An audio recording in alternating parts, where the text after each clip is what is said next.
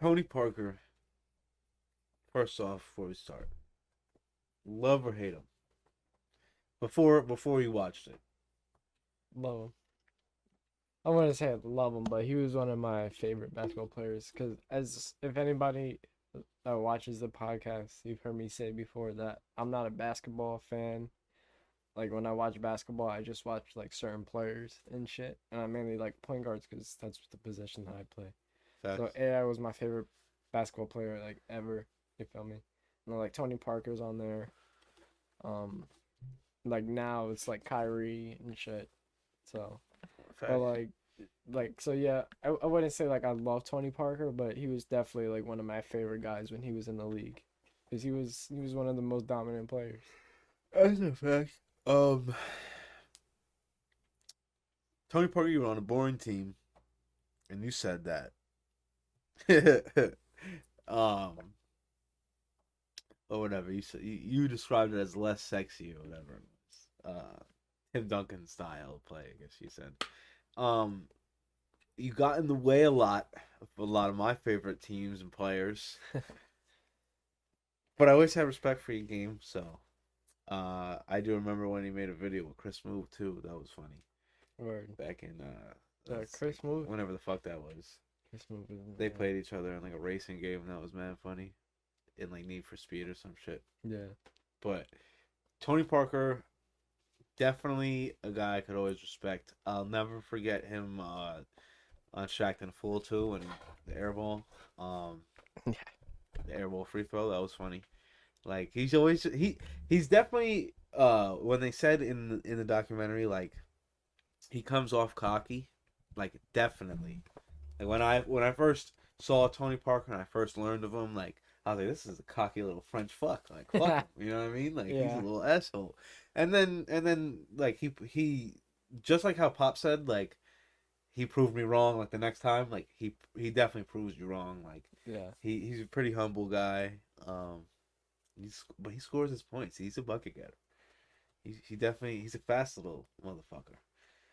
Yeah, and like his handles too, like the way like he would like dribble the ball and like pass the ball as a point guard, he was doing a lot of shit that guys do now. Like a lot of young cats in like high school and shit, like what they try to do to like stand out and shit. You know what I mean? Yeah, Like the little floaters, he brought like the passing he style. pioneered like the young cats. Right.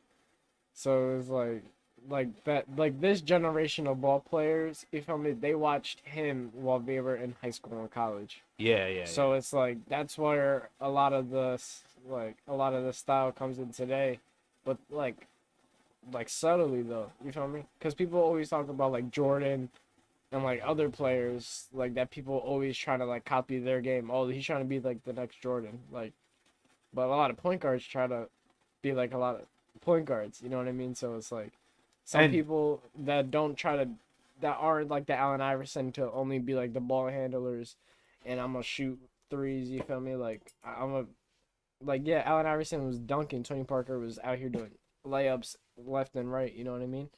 So it's like it's different styles for like every different player. So that's why I think I agree Like Curry could definitely like you could see Curry and like had some influence from Tony Parker. with that Curry quick, just like with the one quick hand. one hand floater. What they were You called? feel Yeah, me? like the floater. Yeah, They were calling it a teardrop or whatever. yeah, something whatever. Like, but like the quick like the small guy in the paint. Oh, you can't really dunk it. Oh shit. You can't really dunk it. You gotta get it over the tall guy. So you just toss it up there. Yo, that was something I never really noticed that like he was doing. That was like wow. You feel me? Like I felt like that was something a lot of people had been doing. A lot of But people I would feel mainly like go up for like the side hook layup, and yeah, like yeah, try to yeah. They would just get swatted. in the high backboard layup, But he instead of was just so quick that he was able to just get around and go for a normal layup. yeah, and just get a little Like a quick. quick, Yeah, yeah, quick little one hand shot. yeah, Like he was saying when he switched his shot. That was incredibly dope. Um, I was gonna say earlier that when like I guess when you're coming up, like when point guards come up, they're not necessarily set on like the best point guard because there's so many best point guards. right. So it's like you need the handles of this guy. You need the handles of Kyrie right now. You need the shot like Curry, but you need to be able to run like like whatever. You know what I mean? Hmm. And then you need to be able to think like Chris Paul or something. You know what I mean? Like there's Yeah. so many. Yeah. Whereas like if you're like looking at a small forward, it's like okay, well, what's your body size? Yeah. You know what I mean? Like no matter what your body size is as point guard, you want every Yeah. quality of the best point guard in that category. Exactly, because they're all usually around the same size, around the same 3 inches. Like 6 foot to 6'3". Mm-hmm. And then but you get your like occasional tall point guards like Lamelo. He's like 6'8" or whatever the fuck. He like grew out of nowhere. Facts. But the most like basic point guard, like you go to 2K and you trying to make a point guard, Oh fuck. the height that they give you is gonna be like 6'3" to like 6'4", like max, without fucking up your jump shot. You know what I mean? So Yeah, it's yeah, like yeah. like that style of play, like again like the smaller size, but like he wasn't He's what, a like 6'2" he guard? wasn't, yeah, right, like he's not like the tiniest guy also. Nah. Yeah, he's not like an Iverson, a 6 foot. Right, but the team that he was on, he didn't need to dunk. You have Tim Duncan. You Tim Duncan. He had David Robinson for a Right, you year have or David two. Robinson your rookie year. Like you don't need to worry about your bounce, because if you already have the crazy floater and you're just a point guard, and you have these two 7 foot guys on And the then you team, got Manu who's coming in, right? getting to the bucket. And then Manu got up Yeah. because he's a soccer cat. Soccer cats get up for the headers. Is he Spanish or is he Italian? I'm pretty sure he's like Argentinian or some shit. Oh, is that what he is? Let me look it up real quick. Because I know like a lot of people like Manu Ginobili because like that. Netflix. If there's anything, I love this Tony Parker documentary. But if there's anybody else who I want to get a documentary, it's Manu Ginobili, and simply for the fact that this documentary definitely opened up the He's lane Argentinian. to seeing like Tony Parker's like legendary status as a French like basketball icon. Right. Where it's like I always heard about it and I was like, yeah, like And like he's a a French more icon, and like I know and like Manu is a French icon in the same, not a French icon. He's a like Argentinian icon in the same way. and Italian, but he plays on the Argentinian international teams. Word. You feel me? Like when Okay, they play, I knew like he was Italian. yeah, when they play in, like the EuroLeague games or whatever, he plays on Argentina, not Italy, Yeah, word. because they have more of a chance of winning. I don't know if Argentina's in the Euro Cup or what. But I don't I'm know just what it saying, like is, whenever they play like international like games, like in the Olympics and shit. You feel Yeah, me? yeah. All right, Oh word. no, it says he has won 2 EuroLeague titles. Huh. I don't know. Anyways, I'd love to see one on Manu, like I said, for the same reason that like we got this one on Tony Parker, in which we see like I never knew he was playing so much with Team France. I thought that's like an every, Like the 2 Olympic style. years, like you get something in between the Olympics and then you get the Olympics. Yeah, exactly. And then there's like a year gap in between both of those. Yeah. You feel me? But yeah, no, that was something cool to learn how he was like, and he did that because that was like something that he wanted to do, like for himself. Like, yo, I want to win a gold medal for my country, you know? Like, yeah, I won 4 NBA titles, and like he said in the documentary that, well, one of the Gasol brothers, How? yeah, he was just like, he even said though, like he would trade in one of his NBA rings for, like a gold medal, like with his Oh yeah, like yeah. French team. So like, like that, he just wanted to cross it off his bucket list and do that for himself. Because like, Facts. Tony Parker's mindset, I think, is the best quality any upcoming point guard or basketball player or really anybody could take from the documentary, and it's just like his willingness to always learn and adapt to new styles right, and new situations. yeah, Like, I'm gonna change my jump shot because I'm gonna need a jump shot. Tim Duncan's old now. We've discovered that, and Yeah. we've made it a point. It's my Whilst- team. while It's my still turn while time to still shoot. also using what like influenced you and got you to that point. Also, Yeah. you know what I mean? And mind you, while that's all happening, Tony Parker really wasn't that much younger than Tim Duncan. Yeah, Like when he was 21, Tim Duncan was 26. It's 5 years. yeah. It's not that far off. It's not that far. Like, so he's had his set jump shot, like they said in the documentary, for they said 15 years. So like that's a long ass fucking time Yeah. to just have muscle memory, just muscle memory, and then you're trying to change all that. That's Uh, crazy. I loved Pop in the whole documentary. Like they yeah. didn't really make anybody from the Spurs look like an asshole Right. at all, and I love that.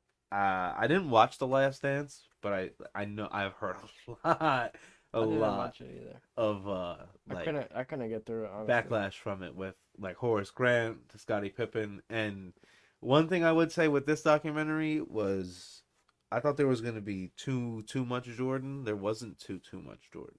No, they only said his name like too much, I guess. Yeah, they did say his name way too much, but then because I thought there was going to be too much Jordan when literally they were playing the one Jordan highlight where it's like the push off one where everybody's like, oh, he pushed off or whatever, and then he hits the jump shot, and like it's just like after the jump shot, like they're now talking about Tony Parker, and they're still running this clip, and I was like, Yeah. oh my god, are we about to just get flooded with Jordan reference, Jordan reference, Jordan reference? And Yeah. then I was like, okay, the Hornets thing, and then we got all past that, and I was like, word, that's out the door, we're good. Yeah. It was. They were quick on that Jordan thing. The only thing that was reoccurring was the Kobe stuff. I feel like if he was a Nike athlete and still if he was on the Jordan brand, he would have been like Jordan would have been involved more. But Yeah, since he's not signed with them, and like we figured that like that whole situation out Jordan likes later to on. protect his name. Exactly. That's why they flash his name just with the NBA highlight shit. Right. Word. Yeah, I see what. Okay. Because it's like, yo, he's doing his thing out here in China, right? With this shoe deal, and then like Jordan's his like idol, right? Like that's his role model. That's the guy he wanted to be like in the NBA. That's why he wanted to go to the NBA. And then like he's a part of his documentary, but you don't want to use him too much because then all the attention will be on him because he just had one, Facts. you know? Like he just put out this documentary. So you just want to like tease it in a little bit. Like I don't even know if they had it in the preview or whatever. So it's like they I don't didn't. think so. I watched the preview for this. I don't think it was in that. I don't really remember it in there. Yeah, exactly. But So, speaking of attention being grabbed, did you think Kobe's presence was too overbearing? uh, I was expecting it honestly. So I saw it coming for sure. yeah, Um, and might I add you, Kobe's part was great. Like yeah, here, being able to see and like hear him again was great. But then like the only thing that kind of bothered me was it was like he was placed throughout like the entire thing. yeah, Whereas like you really only get Powell at the end. Powell played with this dude so much too. yeah, He could have been placed throughout the whole thing. Boris was out throughout the whole thing, but once again, I'll get to the like narration part with like the French speakers.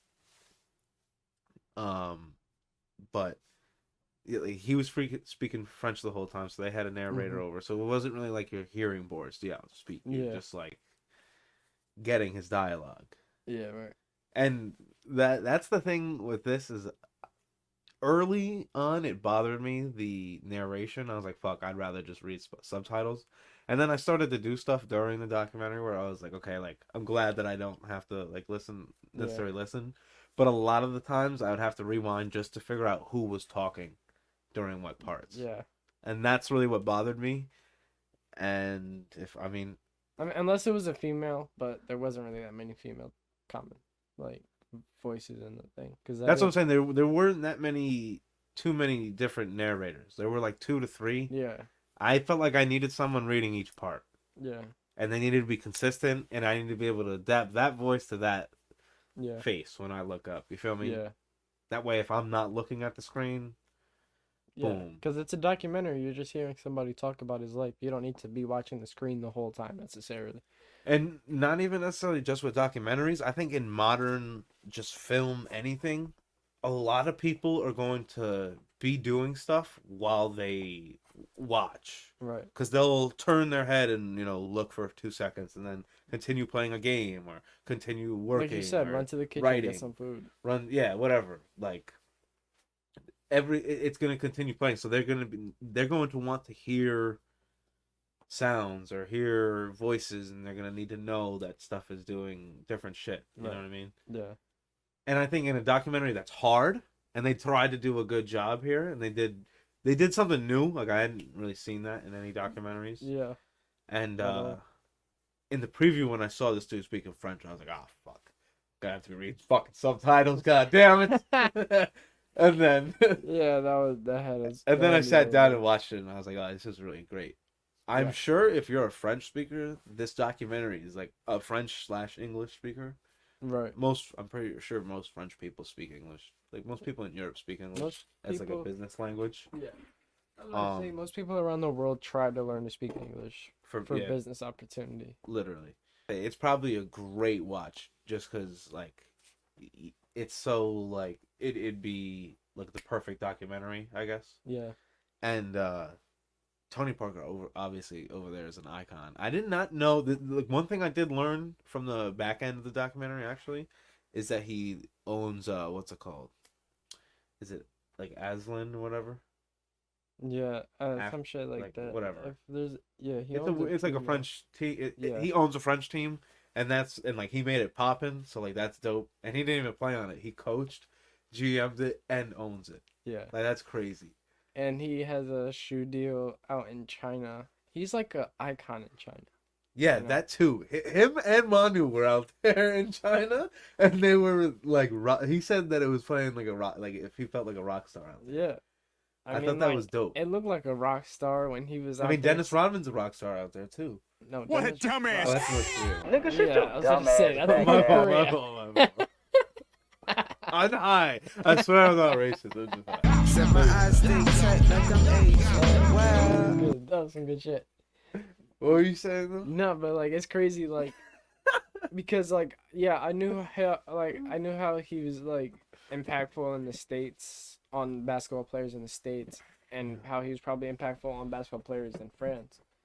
But I didn't know how like the Chinese ball players like adapted to him the way that they do, because like you know how they always like adapt to like the people that come from their country, but like the way for like they like embraced him for like just going over there and like seeing what that business venture was all about. You Yeah, feel me? Like yeah, they accepted him and like they made him like, yo, like yeah, we'll give you all the business. Cause like he said, like the brand that he's working with, they made him their top athlete. So it's like, yeah. It was he's like the Peak or something. yeah, yeah, Right. some shit like that. He's the number one guy. So he's like the LeBron of Nike. He's that in China, and China's fucking mad people. So Yeah. he's Well, bigger than LeBron, basically. and it's communist, so they have to make everybody buy the same shit. Right. Genius. They force everybody to watch this shit. Listen, So it's like- Tony Parker as from a fashion move, probably not the best move. You feel me? well, because No. I'm just listen. Like fashion and look wise, Nike's gonna give you a prettier product. It's gonna get it. right. You know, like flyer people. You feel me? Business move, bigger market, the biggest market in all of the world because the most people live in China. So you have the biggest market. You have an American market and a French market. the price ticket and the price ticket doesn't have to Like be you that said, high. now you're the top of the brand. So you have the most amount of shares in the company. So Right. genius business move. And he doesn't have to make his prices for his shoes and all his merchandise all that high because Facts. they'll sell out everywhere because there's so many people in China. There's so many stores that they could put it in. It's like Curry with Under Armour. Right. You feel me? Like the Curry shoes aren't OD actually. Yeah. I think they're what, like They're decent prices. 250? I was about to say not even that much, I don't think. I don't think they're even that much actually. Cuz they used to be dumb cheap. Yeah. And then like he went to like the high top, and then once he went back down to the low top cut, that's when they started going down again. So it's like Yeah. I mean, because everything does go off fabric and how much time it takes to make the product. So it's like But I'm also talking about when he reached his like MVP status versus when he was just young Stephen Curry Right. on the Warriors. like his first shoe. Skinny Yeah. little frail Yeah. boy. You feel Yeah, me? first shoe deal, he was just getting the Under Armour shoes that was just on the rack. You feel Yeah, me? exactly. So Tony Parker is doing awesome over there in the shoe game in the business area. Yeah. It was. I think this was an incredible documentary. It was fun to see his home life too, like his homes, essentially. Because he said that he has homes in different places. Facts. Um, yeah, I thought it was incredibly dope. I would love to see. I would love to see Tony Parker maybe take over the Spurs as like in the management or as a coach, essentially. That would be cool. Because as Jason Kidd did for whatever, like Oh, he tried to do it with the Nets, and then he got traded to the Bucks. it is what it is. But That was just funny, man. That but was just funny. maybe man. he'll do it better because he's more involved in business than Jason Kidd was. Yeah, well, the thing with Jason Kidd is that he got traded because he retired on the Nets or whatever, and then they still had like a player contract, so they could trade him. But I'm saying like if like his But business he'll be probably more would've- in management. he you're would have saying. done better with the team like he would have pushed the team forward more than the team than the Nets did, you know what I mean? So it's like Yeah, yeah, I see what you're saying. I think since Tony Parker only left and played 1 year off the Spurs, also, it would make him like the trend. Like if he took over today, he could potentially take this team and run with it I mean he already owns, on runs, like a and 5 manages to the 10 team. year. So he knows how to do it. That's what I'm saying. Like he knows what he's doing, and if he does it, like the sooner he would be able to do that, the better he'd be able to transition this team Right. into what like product he would want. Yeah. Into what it was like when he had fucking young Kawhi Leonard and shit. That shit Yeah. was lit. Like when they were playing the Heat. Yeah. Yeah, that was dope. That was dope. And I mean, Pop's one hell of a coach, but I'm sure he's ready to just be like, yeah, I'm fucking done yelling at fucking middle-aged sweaty ass men And shooting these- basketballs. And a few kids. Yeah, and then these fucking kids that want to go to Toronto and then to LA. Yeah, like, come on. Like, holy shit. I'm sure he's fucking had it. Yeah. But hey, Pop, fucking great motherfucking career. So, yeah. and Definitely so up did, there. and Tony Parker as well. So, there's definitely, I gotta give it a 9.5 out of 10. You Yeah. feel me? I'll give it a 9.5. Definitely up there. Like I said, the only thing that draws it back was like the subtitle narration, like people difference. You feel me? Like I needed just like essentially voice narrators for each person, and just the overbearing presence of like greater legends. I'd Right. say I'd sum that up. Yeah. But one thing that I did like about it is how it was a short documentary compared to like the Michael Jordan documentary. That was a series. The Last Dance, it was like it was about his last season and it was super long. This was about his like life and it was like compact and you got everything you needed to know. Yeah. Because you already knew him as a player. You already knew his accomplishments, right? You already knew he won 4 rings. He was in this many All-Star games, whatever. You want some details that you didn't get throughout that time. Right. You want to And know what he's been doing. What he's gonna do. Right. So it's like it was like perfect. That's why it was just I like agree. Yeah. and like those few things brought down that half point, you know? So it's like Yeah. That's all I was explaining there. too much Kobe, too much Michael Jordan. I mean, he probably wanted to put more French because like it'll probably stream a fuckload more in France than in America. Oh, I agree, and that was 100% awesome. Yeah, the marketing on this was crazy because you could pick which language and there was so many languages, so everybody in most countries could listen to it. Yeah. So fucking genius. Hey, Smart for putting it on Netflix facts. because everybody got Netflix. I'm sure he has a Chinese version. Yeah. He's got business out there, so this documentary should definitely do very, very well Right. for Netflix.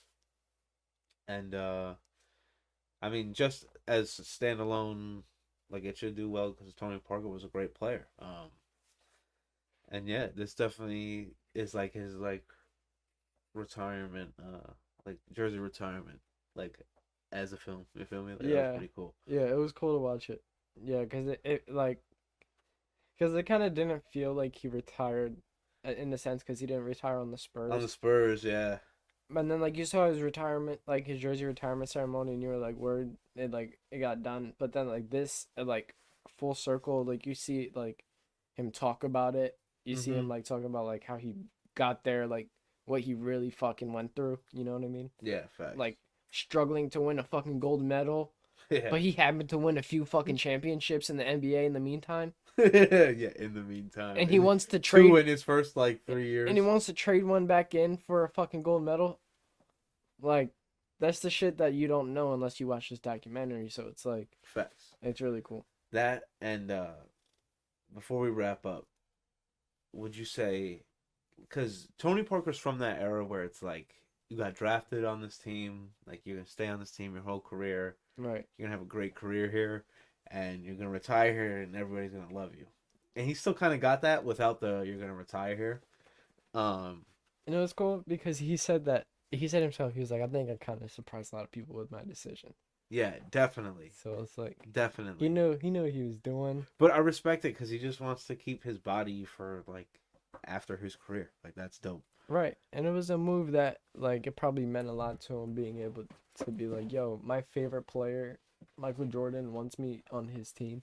Facts. Fuck it, I'll take it. How many years was it? 1 or 2 years? I think it was a 2 year deal, but he You know, like no that. no he said he was a free agent after that, so I think it was 1 year deal. Right. So if you get to sign a contract and sit next to the man that like made you play basketball in the facts. NBA, I would do it too. So That, but then I just wanted your view on essentially, do you think that mentality, like we're gonna draft this kid and we're gonna keep him for his whole career, like that mentality should stick in sports? Should that stay in sports? I personally think it's, if you're a general manager in this league, you got to be cold blooded sometimes. You know what I mean? Players Yeah, get too expensive it's and they're not like studs. Like not you here. got to Let me let say, them go. here. Let me say this. It's not meant for every team because every player isn't meant to be a superstar. You That's know, true. so like for instance, because I'm a Yankees fan, people always like right now like to talk is And that's who. a big market compared to San Antonio, though. But Too. time out, yeah. So it's like but I'm saying like this current Yankees team, who's gonna be the Yankee that doesn't get traded? Is it gonna be Gleyber Torres or is it gonna be Aaron Judge? Which one is gonna be a lifetime Yankee? Facts. You feel me? Because like yeah, Gleyber Torres wasn't a Yankee forever, but his major league career started as a Yankee. So it's like, who's gonna be like out of those two? Is like, I don't know who's like who's willing, like who's deserving of that, you know, Facts. to be on this team that has this many championships, you know what I mean? Mm-hmm. To be like, yo, this is gonna be our franchise guy for 20 fucking years. You want this kid on your team for, you want to pay him for 20 years, you're saying? He's that good? You have to make sure, like, that's why I said it's not for every team, because every team doesn't have the payroll to do it. Yeah, no, that's what I'm saying. Like, and you see a lot of the times it's like a small market team like that, Yeah. like the Spurs, Yeah, and or it's a historic team like the Yankees. You feel me? yeah, and it's also Big market. it could be fucked up on that individual because it's like, yeah, for my first 8 years, my team was great. We won however many championships, but these last 5 years have really sucked, and I'm tired. I'm old. I want to go home to my kids. I don't want to stay here just because you want me to. I own this team. I have to go do this. I have to go do that. I want to go here. And if like, I don't know, like I said, because he knew, even he said, like he knew his role on the Hornets wasn't gonna be the same. It was gonna be more of a sit back role Facts. because he had to like, it was more of like a teacher like role, you know, like yeah, I'm gonna play, but I'm here to show like the young point guards like mainly what to do, how to help prolong their career, whatever. Facts. You know what I mean? So it's like the little shit as so he doesn't hurt himself as he's trying to walk away from the game. Facts. But do you think he's starting to break that trend of like the what's it called? Yeah. Because that's a big like that's a big name to do that. You feel Yeah. me? And Or not even go back. You feel me? Like to Yeah. not go back or something. You know? Yeah. I fuck with it. Brett Favre kind of did that too. Mm-hmm. There's been a few, but like now I feel like it's gonna like in this next 10 years, like you're gonna start seeing guys just like they're gonna be all over the place by the time their career's over. I mean, we could take CC Sabathia for an example because he put out a documentary on HBO. I recommend watching that. We could do a review on that eventually. Around baseball time, that'll probably be cooler. But like he started out with the Indians, and he said himself that he thought he was gonna be a lifetime Indian. Just because you're a young kid, you straight out of high school, you know this team wants you for 8 years. And you don't really have that in sports anymore. 8 years, and that's a rookie contract. I mean, and you have kids who transfer in college now. I mean, out of high school, that's literally. And do they do that in hockey or no? What? Out of high school. Yeah, kind of, yeah. All right, Essentially. so hockey But and baseball. you go to like But I'm saying hockey. play And, pro hockey at like 15 years old. but I'm saying hockey and baseball are the only two sports really that like Yeah. take kids from high school and like could potentially just toss them in the league. Yeah.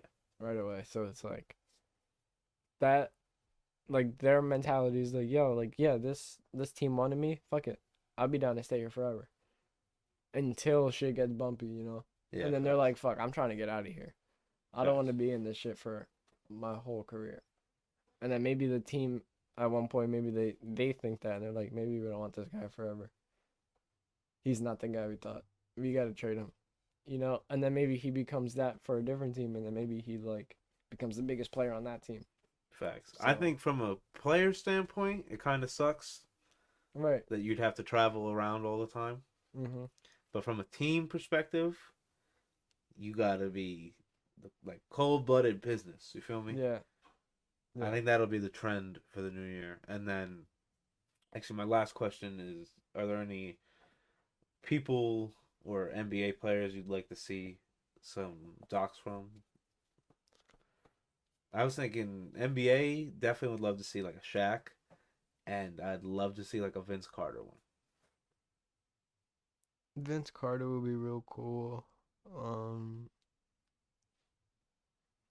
What about Ray Allen? He was a real quiet guy. Ray Allen would be great too. I love Ray Allen. But like, since he was a real quiet guy, like, how much film did he have in his whole career? You know, I don't know. because it's always Paul like, Pierce. The truth could be cool. Paul Pierce. yeah, Paul Pierce would be fire. KG. We're just going down the whole team.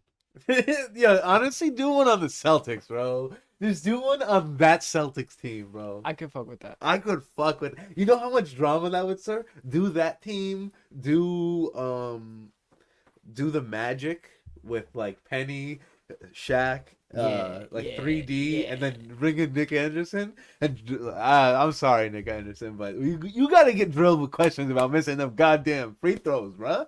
I mean, we definitely get in a Kobe doc soon. Yeah, Mark yeah. my words. Definitely give me a obviously. Kobe doc because this one was in memory of him. So Right. don't tempt me like that, Netflix, you assholes. Yeah. If you have any opinions on that documentary, please leave a comment below. That'd be great. Leave a like; it helps out the algorithm a lot. Let us know what documentaries you'd like us to review. We're doing a Hemper Box giveaway at 100 subs, so be sure to subscribe. Share this with a friend. Comes with an East Coast hippie rolling tray and a handful of these stickers. Check them out. Their Instagram going to be in the flow page with all of our links. Instagram, Twitter, Twitch. We're We'll be doing doing Mafia 2 on there real soon. We're doing all the side missions on that. hell yeah. We're definitely gonna hit them all this time. We're gonna Yes. be the richest Mafia 2 motherfuckers of all time. Make sure you catch the first Flyest episode. motherfuckers. Catch the first episode of Mafia. It's the out now. Yes, it'll be out right now. So check that out. So The far. second one should either be out or it's coming out in a few days. Stay with us. Be sure to stay safe, balance, prosper. Peace out. I'm about to hit this dab. Catch y'all on the next one. Cheers.